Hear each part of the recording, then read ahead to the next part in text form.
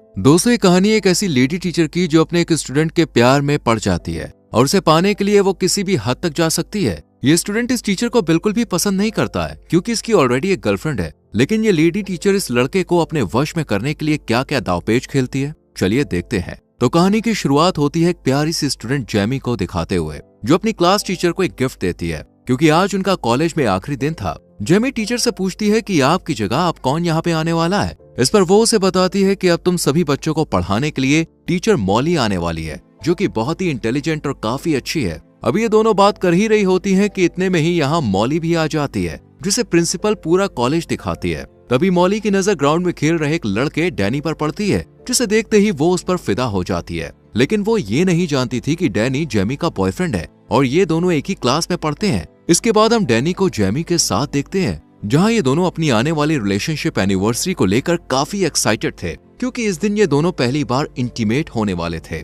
इसके बाद हम जेमी के डैड को देखते हैं, जो बस पूरा दिन घर में रहकर पबजी खेलते रहते हैं, जबकि जेमी की मॉम डबल शिफ्ट करके घर का पूरा खर्चा उठाती है, जिस वजह से जेमी के पेरेंट्स के बीच हमेशा से ही झगड़ा रहता है। जेमी को भी ये सब बिल्कुल अच्छा नहीं लगता, लेकिन वो अपने डैड से कुछ भी कह नहीं सकती थी। अगले दिन क्लास में मॉली अपने बारे में सभी स्टूडेंट्स को बताते हुए लगातार डैनी को ही देखती रहती है। साथ ही वो उसे क्लास खत्म होने के बाद एक्स्ट्रा क्लास लेने के लिए भी कहती है क्योंकि उसे डैनी पढ़ाई में काफी कमजोर लग रहा था। इस पर डैनी भी मॉली की बात मान जाता है और उससे एक्स्ट्रा क्लास लेने के लिए राजी हो जाता है। इसी दौरान मॉली उसे अपने पास बैठाती है और उससे कहती है कि अगर तुम्हें अच्छे कॉलेज में एडमिशन लेना है तो तुम्हें कल से ही क्लास लेना शुरू कर देना चाहिए। दरअसल ये सब मॉली की एक चाल थी। वो ये सब डैनी के करीब आने के लिए कर रही थी, लेकिन डैनी उसे कल की क्लास के लिए मना कर देता है क्योंकि कल उसकी और जेमी की रिलेशनशिप एनिवर्सरी थी। ये सब सुनकर मॉली को बिल्कुल भी अच्छा नहीं लगता। फिर जब डैनी यहाँ से जाने लगता है तभी मॉली उससे उसका फोन नंबर ले लेती है। अब घर आने के बाद भी मॉली का पूरा ध्यान डैनी पर ही होता है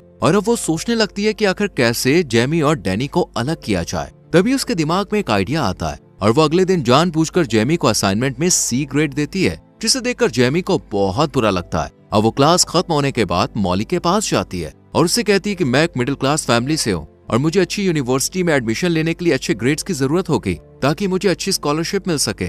इस पर मॉली उसे कहती है कि अगर तुम्हें अच्छे ग्रेड्स चाहिए तो कल दोबारा इस असाइनमेंट को रेडी करके लेके आना, जिससे मैं तुम्हें अच्छे ग्रेड दे सकूं। ये सुनकर जेमी मॉली को अपनी एनिवर्सरी के बारे में बताती है, जो कि आज ही थी। तभी मॉली उससे पूछती है कि तुम्हारे लिए इन दोनों में से क्या जरूरी है, एनिवर्सरी मनाना या अच्छे ग्रेड हासिल करना। इस पर जेमी कोई जवाब नहीं देती और यहाँ से चली जाती है। इसके बाद वो डैनी से मिलती है और उसे सारी बात बताती है। साथ ही आज रात के लिए उससे माफी भी मांगती है क्योंकि उसे अच्छे ग्रेड लाने के लिए आज इस असाइनमेंट को पूरा करना था। लेकिन डैनी आज की रात उसके नजदीक आना चाहता था, इसलिए वो गुस्से में यहाँ से चला जाता है। थोड़ी देर बाद मॉली डैनी के पास आती है और उसे अपने साथ डिनर करने के लिए कहती है, जिसके लिए वो मान जाता है और दोनों एक रेस्टोरेंट में पहुंच जाते हैं, जहाँ मॉली डैनी से उसकी लव लाइफ के बारे में पूछती है। तब वो थोड़ा हिचकिचाते हुए उसे बताता है कि अभी तक जेमी और उसके बीच कुछ भी नहीं हुआ है क्योंकि जेमी अभी इन सब चीजों के लिए रेडी नहीं है। ये सुनकर मॉली समझ जाती है कि डैनी को आखिर क्या चाहिए, इसलिए वो उसके करीब आने की कोशिश करती है, लेकिन डैनी उस पर ज्यादा ध्यान नहीं देता है और अपने घर चला जाता है।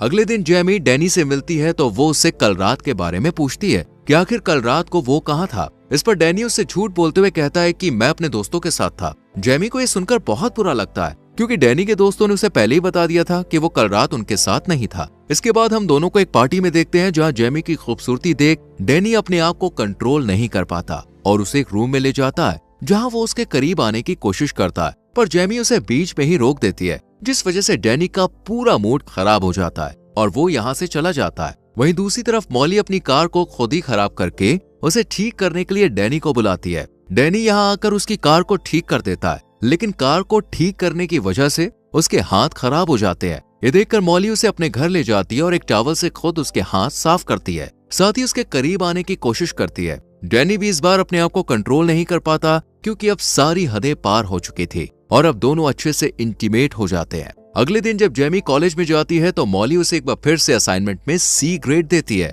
जिसे देखकर जेमी को समझ नहीं आता कि आखिर वो उसके साथ ऐसा क्यों कर रही है, जबकि उसने तो इस बार बहुत ही अच्छा असाइनमेंट रेडी किया था। इसी दौरान जेमी की नजर एक खाली क्लासरूम में पड़ती है, जहां मॉली और डैनी अकेले बैठे हुए थे। ये देखने के बाद जेमी को अब डैनी पर शक होने लगता है, इसलिए वो क्लास खत्म होने के बाद उसका पीछा करती है और देखती है कि डैनी मॉली के घर जा रहा है। और जैसे ही वो घर के अंदर चला जाता है, जेमी खिड़की की मदद से अंदर झांकने की कोशिश करती है जहाँ उसे मॉली और डैनी एक दूसरे को किस करते हुए दिखाई देते हैं। अब जेमी समझ चुकी थी कि डैनी उसे धोखा दे रहा है, इसलिए वो रोते हुए वहाँ से चली जाती है, लेकिन उसे जाते हुए डैनी देख लेता है और उसके पीछे जाने लगता है। हालांकि मॉली उसे रोकने की कोशिश करती है, लेकिन वो नहीं रुकता और जेमी के पास पहुंचकर उसे माफी मांगने लगता है। साथ ही अगली बार ऐसा कुछ न करने का वादा भी करता है। ये सुनकर जेमी भी उसे माफ कर देती है, जिसके बाद रात में डैनी के पास मॉली का मैसेज आता है, लेकिन वो उसका रिप्लाई नहीं करता और अगले दिन कॉलेज में भी उसे पूरी तरह से इग्नोर करता है। खुद को इग्नोर होता देख मॉली अब काफी परेशान हो जाती है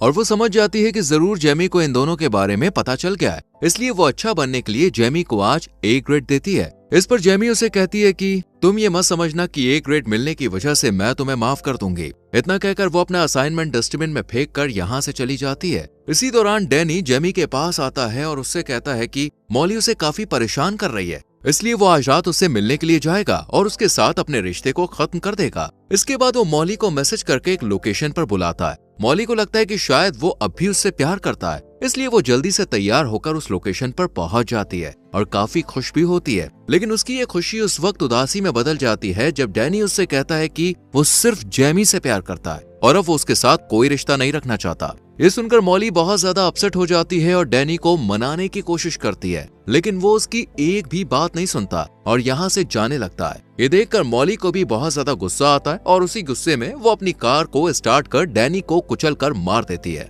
वहीं उसका खून एक कपड़े में भरकर जेमी के कार के बम्पर पर लगा देती है। साथ ही अपना फोन भी जेमी की कार में ही रख देती है ताकि सभी को लगे कि डैनी की मौत के पीछे जेमी का ही हाथ है और उसी ने उसे मारा है। इसके बाद वो मूवी देखने के लिए एक थिएटर में चली जाती है और मूवी के टिकट को अपने पास संभाल कर रख लेती है, जिससे वो पुलिस को ये दिखा सके कि जिस वक्त डैनी का एक्सीडेंट हुआ था उस वक्त वो थिएटर में मूवी एंजॉय कर रही थी। फिर हम मॉली को ऑनलाइन एक मैकेनिक को ढूंढते हुए देखते हैं, जिसे वो काफी सारे पैसे देकर अपनी कार को ठीक करने के लिए कहती है। साथ ही इस बारे में किसी को भी ना बताने के लिए कहती है। वहीं दूसरी तरफ पुलिस को जब डैनी की डेड बॉडी के बारे में खबर मिलती है तो पुलिस फौरन लोकेशन पर पहुंच जाती है और इस बात का पता लगाने की कोशिश करती है कि आखिर डैनी की इस हालत का जिम्मेदार कौन है। इधर जेमी को भी अब उसकी एक दोस्त डैनी की मौत के बारे में बता देती है, जिसे सुनते ही वो भागकर पुलिस स्टेशन पहुंच जाती है और पुलिस को बताती है कि उसे अपनी क्लास टीचर पर शक है, क्योंकि कुछ दिनों से मॉली और डैनी का अफेयर चल रहा था और कल रात वो मॉली से मिलकर सब कुछ खत्म करने वाला था। इसके बाद पुलिस देर न करते हुए मॉली के घर पूछताछ के लिए पहुंच जाती है, जहां वो उन्हें झूठ बोलते हुए कहती है कि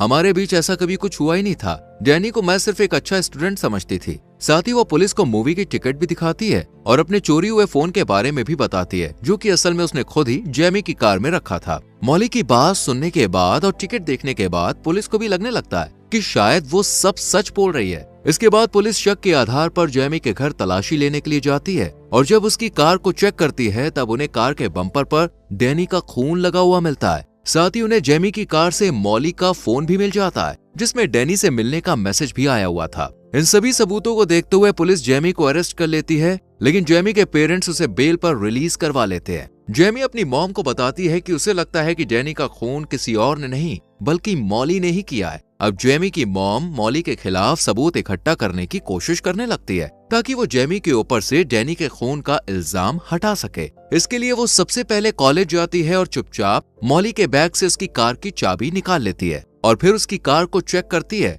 और तभी उसे उस मैकेनिक के बारे में पता चलता है। वो मैकेनिक के पास जाकर उससे मॉली के बारे में पूछताछ करती है, लेकिन वो उन्हें झूठ बोलते हुए कहता है कि मेरे पास ना तो इस नाम की कोई लेडी आई और ना ही कोई कार आई। ये सुनकर जेमी की मॉम काफी परेशान हो जाती है और वो उदास होकर यहाँ से जाने लगती है कि तभी उनके पास मैकेनिक की एक एम्प्लॉय आती है और सारा सच बता देती है कि किस तरह मॉली ने काफी सारे पैसे देकर अपनी कार को ठीक कराया है। जेमी की मॉम जब उसे पुलिस के सामने यही सच बताने के लिए कहती है तो वो इसके लिए मना कर देती है, क्योंकि मैकेनिक उसे जॉब से निकाल देता और ये जॉब उसके लिए बहुत जरूरी थी। इसके बाद जेमी की मॉम घर आकर अपने हस्बैंड से इस बात को शेयर करती है और जेमी भी चुपचाप उनकी बातें सुन लेती है और वो अपनी मॉम से मॉली के घर जाने के लिए कहती है, पर वो उसे मना कर देती है क्योंकि उसके पैर में ट्रैकर लगा हुआ था जो कि पुलिस ने लगाया था, जिससे जेमी कहीं भाग ना सके।